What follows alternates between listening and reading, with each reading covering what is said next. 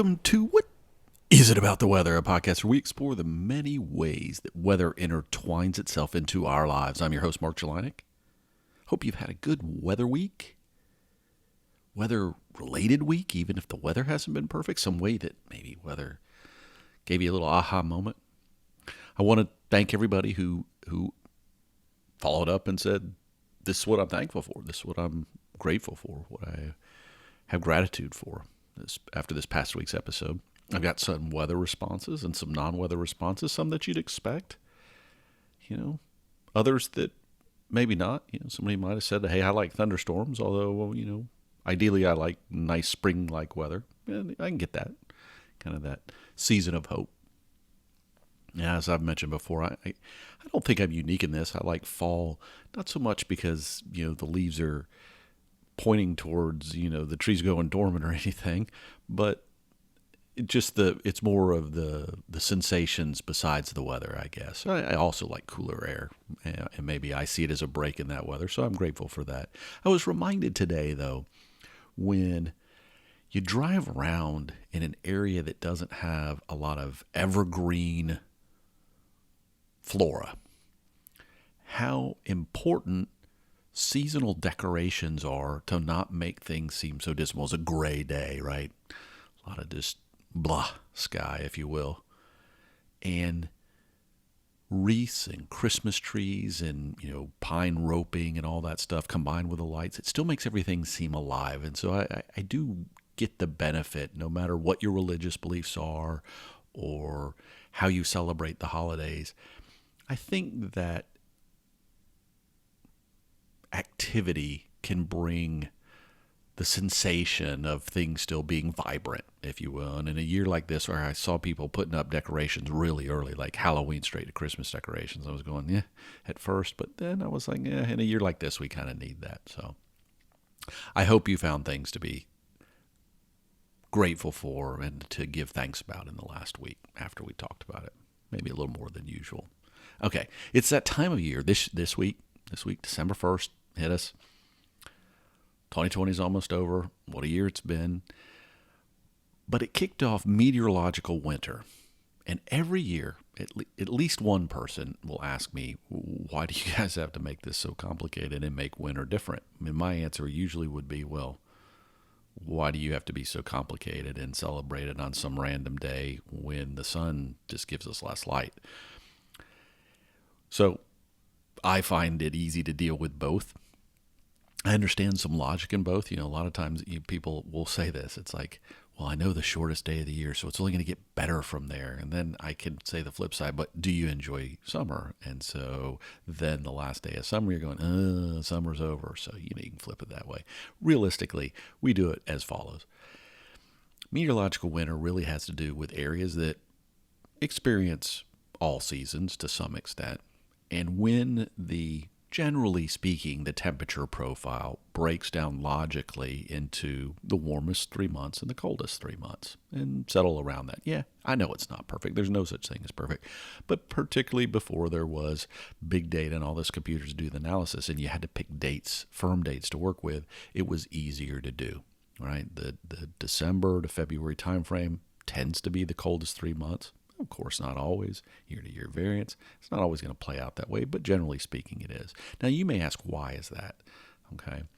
So the reality is, even though later in December is the shortest day, you could imagine, well, why isn't it split evenly around that? Well, part of that's because we have this lag effect between the sun's phases, or how we orbit the sun, and you probably figured it out because you get shorter days and longer days. We have this kind of tilt that we rotate around the sun, right? We orbit around the sun, and there's a lag between when that transition happens. So when the sun gets as far north or as far south it does in positioning, relative to us. And this primarily has to do with heating of the oceans, okay? So there's kind of this lag benefit. So that's why it's not precisely like 45 days either side of the middle of winter. And like I also said, in the old days, picking a date that was easily repeatable made sense in analysis. Now, we may get somewhere with big data someday that says, maybe it should only be 40 days on one side and so many on the other. I don't know. All I can tell you is even in school, I had to do an exercise where we discussed why this is, what's causing this lag, how long is the lag, is an experiment sort of thing. So just to understand that we do it more for the analysis standpoint of the reality of when the 3 coldest months are, or the 3 warmest months are for mid-latitude sort of thing. So that's where it comes from. It's really that simple. But you go on celebrating whichever winter you want, or both winters, or both summers, whatever makes you happy. It's really that easy. So since we're talking a little bit about winter, since we enter winter, I want to try to look at a question: is weather burning your lungs? Right? Is it really doing some sort of great damage to your lungs? Winter's out there, and I have to imagine we've all experienced this, right? You go outside, and it's really crisp cold. Well, I can't say everybody's experienced this. Anybody that's ever been in a warm climate, and maybe you jog outside, or you're just going out there and you've been in a really warm environment, and all of a sudden you take a deep breath, and your lungs actually hurt, or a sensation of burning is how a lot of people describe it. You may also notice when it gets particularly cold, that when you breathe out, you create a little mini cloud, right? You see your breath. And these are some very strong reminders that colder weather is upon us. So I wanted to talk about what's going on, and does weather really have an impact in our breathing, right? Does it potentially cause us harm when we have that burning sensation? Or on the flip side, what about summer as well? So we're going to start with the cold, though. Now, when you take those deep breaths, you got to keep in mind that your body likes to be the way it is, right? We all have that kind of comfort range, the right humidity, the right temperature, and this has something to do with what the norms are for our body. Right? Our body stays at kind of a set temperature. And quite frankly, the air parts of our body, the ones exposed to air, our body seeks to create a natural humidity level. And this has to do with the nasal passages. This has to do with our lungs. So we have kind of this, what would be a comfort zone for our body. So when we go outside, we're mixing things up. We're causing chaos to that normal systems. Right? So when you breathe in air outside, and we've talked about this a little bit before, is you always hear the term relative humidity, and that's great for understanding things, whether it's going to rain or not, or snow or not, or whatever. But we've also got this reality that our body, given that it's warmer, has the ability to have a natural humidity that probably is, as an absolute humidity, or the amount of moisture in our system, in the air in our body, is higher than anything that can be achieved outside, even when it's snowing or raining, even when it's 100% level outside. And also think about the fact of how cold, think about, you use ice, you use cold when you've got an inflammatory situation in your body, right? So what it tends to do is it tends to reduce swelling. So it constricts blood flow, and that's how it controls that behavior. So if we introduce those things in our body, dry, cold air, our body goes, wait a minute, I don't particularly want that. And for people with asthma, this can be particularly, because more or less you're introducing an irritant, and you're also causing a constriction, right? So when you dump those things together, we may notice it even for people that don't normally have breathing problems. But for people that have a breathing problem, it may be particularly a dangerous situation. But even for us, there are things you can do if you want to lessen that problem when you're going out. Maybe you're going out to exercise. Maybe you are just taking the trash out. Maybe you got to shovel snow out of a driveway. Or you're enjoying being outside. You're going skiing, or just taking walking the dog, or whatever it is. And maybe you enjoy being out there, but you don't like having that situation, or you want to be good to your body. So what are some of the things you can do? Well, number one, breathe through your nose. Now, that's easy for some people. This is something I can't do easily. I've got a nasal cavity that's like a pinball machine. So many nooks and crannies and misdirections that air flowing through there's difficult for me. But realistically, if you breathe through your nose, your body has time to A, slowly warm the temperature before it gets to your lungs. Now, you may notice some challenges in your nose. And B, moisture is introduced. It's one of the things it can do. And actually, you can replenish that with nasal sprays, right? So if you use a little bit of saline solution more in the wintertime, it helps your body kind of keep a natural moisture level. You can also, wear a mask. I mean, we're already supposed to be doing that for many of us around the globe anyways currently. And I even remember last year during the wintertime, I think people had an easier time masking up because of the time of year. You kind of wanted to keep your face warm anyway. So take advantage of that, right? Another thing to do is take it in steps. Don't just open the door and run out into the cold air if you can avoid it.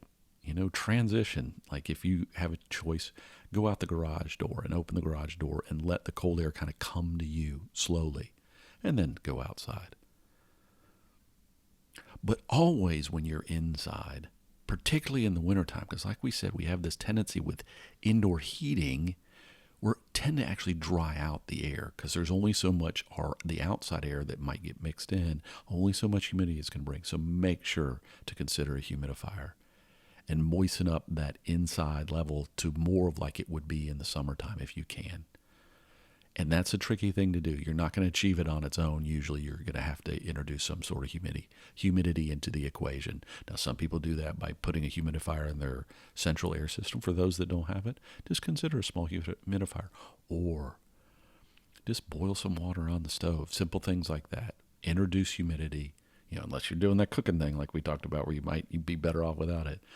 But just bringing it up to a level that's a little more of where it should be during what would be called a neutral season is a good thing for you to do. Now, that's the cold side of things. But what about the hot side of things? Is there really a problem? When it's hot and humid, it may seem, logic would tell you, based on what we just talked about, it's a better thing, right? Our body likes a certain heat and moisture level that we just can't get in the cold season. Well, that's all great. And when it's not too hot or not too humid, it's a good thing. But we can have problems on the other side too. All right? Because we get back to this idea that our body is always trying to reach a balance. And when you get really hot summer days or really hot and humid, your body's already struggling to cool off. Well, that cooling is not just, your body surface temperature. It's also that airway temperature inside of us. We like to keep it at a certain point. And if we're bringing in really hot air or actually really moist air that's above what our body's used to, it's going to try to seek that balance.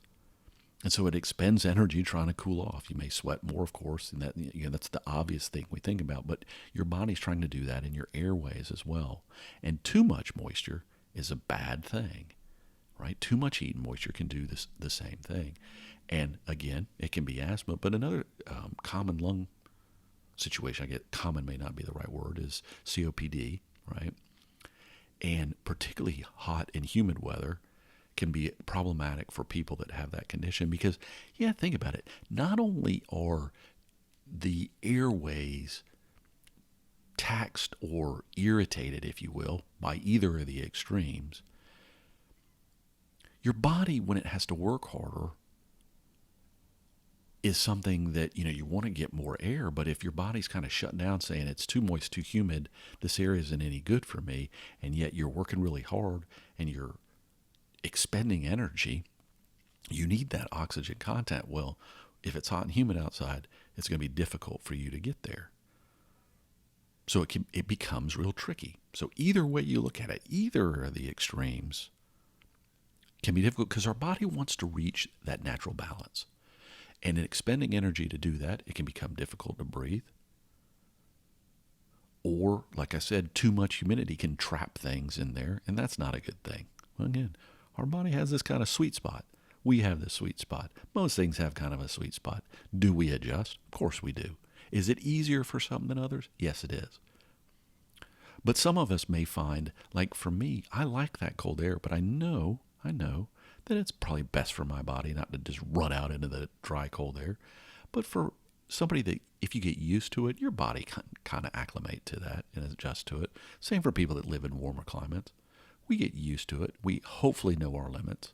and know when it's good or bad. But do know that outside of our sweet spot, we're likely being detrimental, if you will, to our airways. Maybe not in a permanent way, but at least on a temporary level, it will impact your ability to exert, and it will impact your energy levels, and it just may generally make you not feel well, even if you don't have those conditions. But recognize that if you know someone with asthma in your family or COPD, and you're planning activities, keep in mind that weather has a real impact on how they may feel. And the other thing you got to keep in mind with weather and your breathing is it's not always the direct weather elements, right? I've talked about cold and dry and hot and humid, but go Google, right? Go start in typing weather and breath, and you'll get weather breathing index is what it filled in for me. And then, of course, that went to an air quality index page. And you start thinking about the fact that weather, even when it's not directly doing it, can be spring, it can be fall, just normal run-of-the-mill weather, right? But those same weather seasons can trigger other breathing problems. And a dry spring day is a classic example. It's growing season, everything's kicking off again, and lots of pollen in the air. No wind. Let's say it's a perfect day. You think it's great. Not too hot, not too cold. A few clouds in the sky. A little bit of breeze, but nothing too much. And you can go outside and you might not even be able to breathe, right? You may have allergies that could drive you crazy. So that weather, by just triggering its natural process, because it's influencing that pollen coming about. But on the flip side of that, you may, during the spring, get a nice cleansing rain, and it flushes all the pollen out of the air and makes that spring day perfect for you, even if earlier in the day it wasn't. So the weather can, throw it both ways. There's no doubt about it. And it may not even be always obvious, those indirect impacts, right? We talked about just a moment ago about having this a rain that comes in the springtime, and it flushes things out, and it makes everything all hunky-dory, right? You may have those red alerts on the air quality index, and most of anybody that gets kind of news or a website, you'll hear the air quality index when it gets into these zones that we've never reached before, or whatever it is, with the amount of pollen in the air. And maybe the forecast is for thunderstorms. And you think, oh, that's going to be great. It's going to flush the air out. But we've even talked about this one before. I've alluded to it a little bit. Something called Thunderstorm Asthma. And the idea here is you don't always have these obvious connections, right? You think, oh, thunderstorm's going to rain. It's going to flush everything out. I enjoy a good thunderstorm. I enjoy the lightning and the sounds. Oh, it's perfect. But if you have a sensitivity to asthma and you're thinking, oh, it's going to clean the air out, well, there's some belief that it can do just the opposite.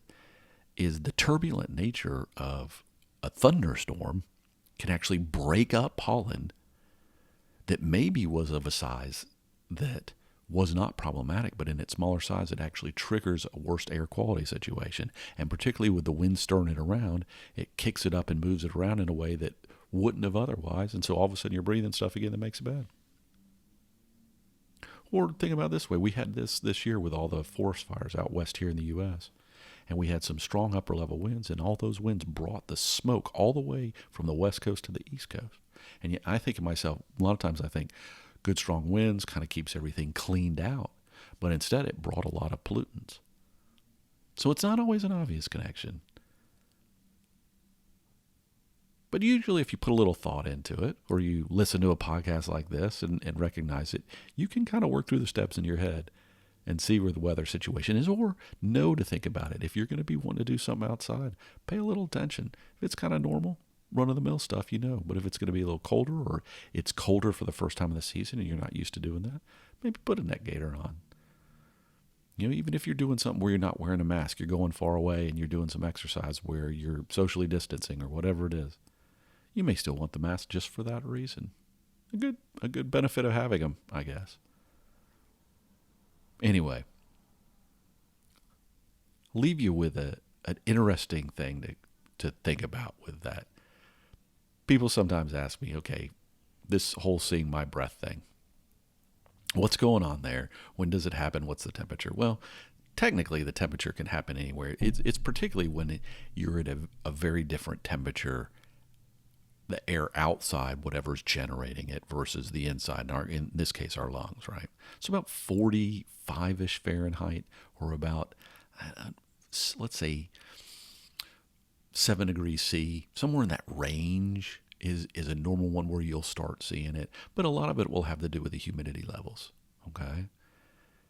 And the short answer is, the more humid the air is, the more likely you are to create that situation. When you exhale this nice, warm, humid air and it hits that cold air again, that can't hold quite as much moisture, and it creates that cloud. So the longer it stays around, it's likely that the air is more humid, because if it's less humid, it can turn back into a vapor form where it's not condensed and you don't see it.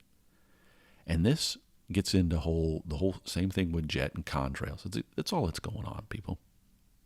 When you look up in the sky, if you see a lot of contrails, it's probably a good sign that at the upper levels of the atmosphere, that there's probably a fair amount of humidity or not, depending on how long those contrails last. Because almost every time they're going on, except in the really warm summertime, when that upper air gets a little bit warmer, but particularly in fall, winter, and spring, you're going to see more contrails. And how long they last is most always dependent on the amount of humidity in the air. Some of it's going to be influenced, of course, by how strong the winds are versus the direction of the flight that's taking place. But just keep in mind, it's really that simple. Nothing more, nothing nefarious going on up there. That's all that's going on. All right. Hope this helps a little bit. Hopes it helps you adjust to winter, because it is, in my mind, winter now. And I hope you're having a good winter. Hope that's kicking off and the end of your holiday season is going well for you.